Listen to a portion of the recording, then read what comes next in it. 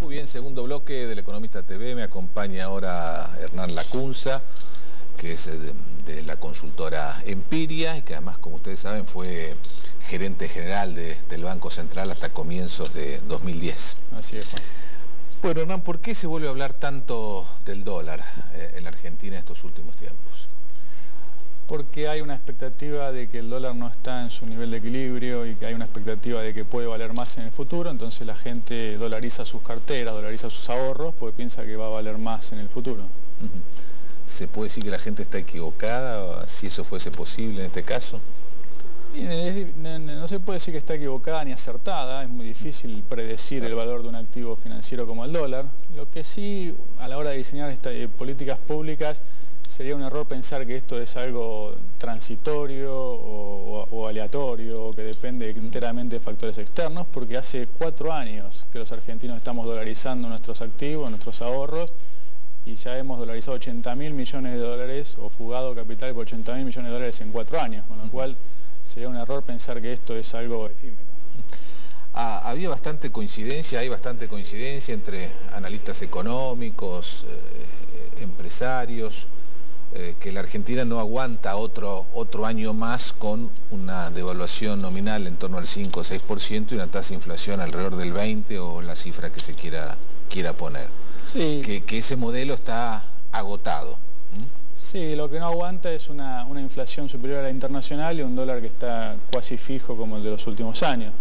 Fíjate vos, Juan, que hoy el real brasileño, que era en buena medida era un soporte para el tipo de cambio local, apenas tiene un movimiento. Bueno, la economía argentina no tiene plafón o colchón para soportar ese tipo de movimientos, porque nuestros niveles de competitividad están muy estresados, sobre todo en la industria manufacturera. Cuando se ve un déficit manufacturero de 30.000 millones de dólares superior al de los 90, ponen en evidencia, son síntomas elocuentes de un problema de competitividad, ¿no? Bueno, cuando ustedes están en el Banco Central, precisamente hablan mucho del tipo de cambio multilateral, no mirar solamente la relación del peso con el dólar, sino contra el conjunto de moneda de los países con los cuales comercia la Argentina. Eso dio siempre un margen porque Brasil y otros países revaluaban su moneda, pero este proceso en Brasil también terminó, con lo cual los márgenes que tiene la Argentina hoy son menores. Exactamente, el tipo de cambio multilateral es un promedio de todas las monedas en los países con los cuales comerciamos, y hoy cuando nos vamos de vacaciones vemos que Miami está casi tan barato como Pinamar, pero que Río de Janeiro es mucho más caro. Bueno, si Río de Janeiro se empieza a poner más barato porque el real brasileño se deprecia, bueno, eso va a traer problemas de competitividad no solo a nivel de servicio de turismo, sino de producción industrial también. Eso sumado a que el tipo de cambio local está muy soportado por precios internacionales muy altos de nuestros productos exportables, y sumado también a algún deterioro patrimonial del Banco Central, porque evidentemente hay una estrategia de usar reservas para pagar deuda, y eso no es gratuito porque va quitando respaldo al valor de la moneda local, ¿no? En tu opinión, esta devaluación del real a la que estamos asistiendo en estos días, ¿se va a mantener u obedece una circunstancia de estos días, producto de la volatilidad de los mercados financieros internacionales, y cuando esta volatilidad se disipe nuevamente va a haber una entrada muy fuerte de capitales a Brasil y consecuentemente el real va a volver a apreciarse? Sí, predecir el valor de la moneda brasileña es tan difícil como predecir el valor de la moneda argentina, pero Brasil sí tiene alguna consistencia macroeconómica más sólida en sus fundamentos. Las autoridades estaban preocupadas por algún deterioro de la competitividad, había empezado a relajarse un poquito el nivel de crecimiento, entonces esta devaluación les sirve un poquito para impulsar de nuevo la economía, pero como otra preocupación que tiene la inflación, no creo que lo dejen deslizar demasiado respecto a los niveles actuales, ¿no? Se va a mover en un rango entre 1,90 y 1,70, por decir algo, pero eso no sería dramático para nuestro dólar. Vos hablabas recién de las reservas. ¿Cómo ves la situación de las reservas, el manejo que está haciendo el Banco Central? Los números de reservas, bueno, que algunos economistas dicen que habría que mirarlo con más detalle. Sí, la Argentina, como todos sabemos, tiene una estrategia llamada de presunto desendeudamiento, que es usar reservas para pagar deuda. Bueno, lo que es claro que como eso no es ahorro, no es gratuito, el presupuesto nacional para el año que viene promueve seguir con esta estrategia y la verdad que crea un fondo del Bicentenario 3, que en realidad a fin de año va a ser un fondo vacío. Entonces me parece que tenemos que explorar otros caminos para pagar la deuda, digo, porque buena parte de la fuga de capitales que a la cual estamos asistiendo me parece que tiene que ver con esta estrategia que todo el mercado se da cuenta que es finita, no es eterna, así que el presupuesto por ahí es algo figurativo, el artículo que dice para no arriar la bandera del desendeudamiento antes de las elecciones, pero me parece que hay que... El presupuesto establece que se van a cumplir con los compromisos del año próximo con reservas del Banco Central. Sí, dispone 5.600 millones de dólares, que en realidad no van a estar disponibles a fin de año, salvo que haya una devaluación muy pronunciada, que no sería sensato en este contexto de fuga de capitales, porque exacerbaría la tensión.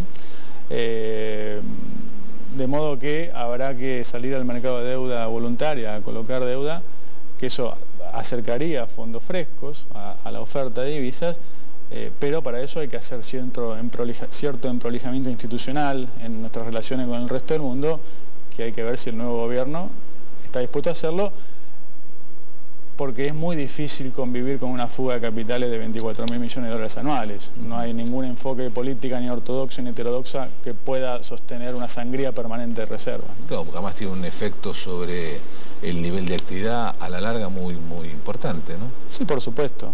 Como se sucedió en 2009, digamos, el Banco Central puede compensar cuando vende reservas, saca peso del mercado y puede emitir por otra vía, pero no, esa emisión no es infinita y pues, consecuentemente termina impactando sobre el crédito y sobre el nivel de actividad. ¿Sí? ¿Qué crees que va a pasar con la fuga de divisas a la que hacías referencia? ¿Va a continuar? ¿Va a mermar después de las elecciones como piensan algunos?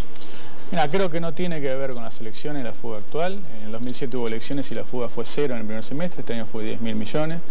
Me parece que tiene que ver con causas estructurales, falta de competitividad, deterioro del Banco Central y dependencia de variables externas. Si corregimos esas causas estructurales, buena parte de las cuales tienen que ver con una inflación local mayor que la internacional, y puede parar el año que viene. Si persistimos en este enfoque de política y no atendemos los problemas, no veo razones para que se revierta. ¿Y qué razones ves para que realmente podamos pensar en ir hacia un esquema de una tasa de inflación menor el año próximo? Porque también el año 2009 la tasa de devaluación y la de inflación estuvieron más cerca que en los años posteriores. Sí, pero había una caída del producto bastante pronunciada, el producto pasó de crecer 8 a casi nada. Digo, en ese contexto la devaluación es menos inflacionaria. No, hay que haber nada más que voluntad política, digamos, empezando por la seriedad institucional de las estadísticas, siguiendo por un enfoque de política que diga la inflación es un problema, entonces todas las variables nominales, el presidente del Banco Central la emisión, el ministro de Trabajo los salarios, el ministro de Infraestructura de Planificación las tarifas de servicios públicos y el ministro de Economía cuánto va a crecer el gasto. Si hacemos una tarea coordinada de esas variables nominales, no sería demasiado difícil u oneroso bajar el nivel de nominalidad, como se dice comúnmente, o el nivel de inflación de la Argentina. Pero tiene que haber una voluntad política y asumir los costos políticos asociados a eso. ¿No ves esa voluntad política en este momento? Porque bueno, aparentemente desde el punto de vista técnico podría lograrse, pero estás señalando, digamos, falta de voluntad política para hacerlo. No lo sé. No lo sé. Yo digo que el discurso político no va a cambiar porque el gobierno acaba de sacar el 50% de los votos, con lo cual nada hace a cambiar a un gobierno, por lo menos en su discurso público, si recibió tal aval en las urnas. Habrá que ver cómo va resolviendo los dilemas de escasez. Cuando digo de escasez me refiero a divisas, a energía, inéditos para este gobierno que está más acostumbrado a administrar abundancias en los últimos 4 años por lo menos. Y de cómo resuelva esos dilemas podremos leer cuál va a ser el enfoque de política económica el año que viene y cómo va a ser la inflación y la fuga de capitales. ¿Cómo ves el nivel de actividad para el año próximo y cuál es, habida cuenta que casi todas las economías del mundo van a crecer menos el año que viene. ¿Cómo crees que va a repercutir esto en la Argentina y qué influencia va a tener una menor tasa de actividad precisamente en lo que estamos hablando, sector externo, fuga de divisas, nivel del dólar, tasa de inflación? Sí. Desacelerándose, como va a suceder en todo el mundo. La Argentina no está, no es una economía de Marte, sino de este planeta. Puede suceder de manera ordenada, o sea, por una coordinación de políticas económicas que tienda a esa aceleración ordenada con menor inflación, o desordenada, por una fuga de capitales que es mucho más riesgosa de dónde puede terminar.